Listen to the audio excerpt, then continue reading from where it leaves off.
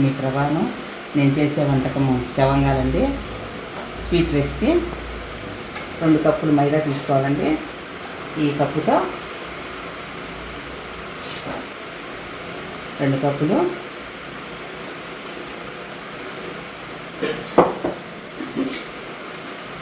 కాచి చల్లార్చిన పాలు, దీంట్లోనే షుగర్ కలిపాను స్వీట్కి తగ్గట్టు.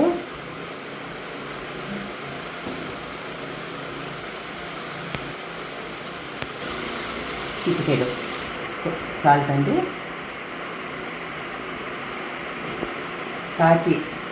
కాచిన పాలు షుగర్ కలిపిన పాలతో స్మూత్గా కలుపుకోవాలండి. ఆవు నెయ్యి అండి 2 స్పూన్లు వేసుకోవాలి. కలిపే ముందు 2 స్పూన్లు.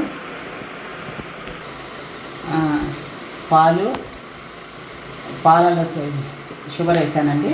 షుగరు, పాలు, నెయ్యి వేసి ఇలా ఇంత స్మూత్గా పిసికి పెట్టుకోవాలండి. మూత పెట్టేసి ఒక హాఫ్ అన్ అవర్ వదిలేయాలండి. పాకం పట్టుకోవాలండి. 1 కప్పు పంచదార వేసుకొని, జామున్ పాకం అండి ఇది.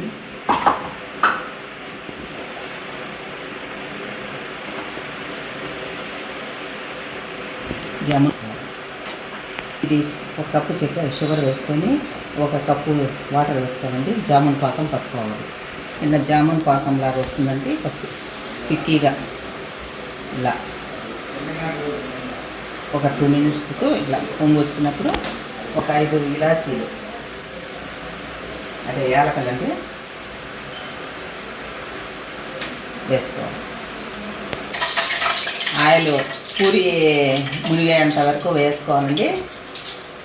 ఇలా ఈ టైప్లో ఇంత మందం ఉంటే చాలు. ఇంత మందం ఉంటే ఇవి ఎక్కువ పొంగచ్చు, పొంగకపోవచ్చు అండి. పొంగుట స్వీట్ రెసిపీ కాబట్టి పొంగుతాయి. మదనంగా పిసుకుతేనా కొంచెం లైట్గా ప్రెస్ చేసి తిప్పేయాలండి. పొంగినా ప్రాబ్లం, నో ప్రాబ్లం.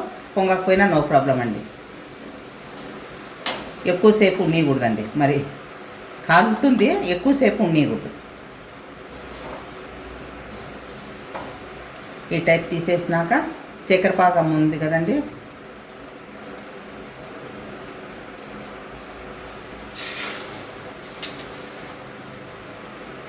ఇలా చక్కెర పాకంలో వేసుకొని ఇలా తిప్పేసాలి. 1 సెకండే చాలండి, లేదంటే ఎక్కువ స్మూత్ తనం వచ్చేస్తుంది.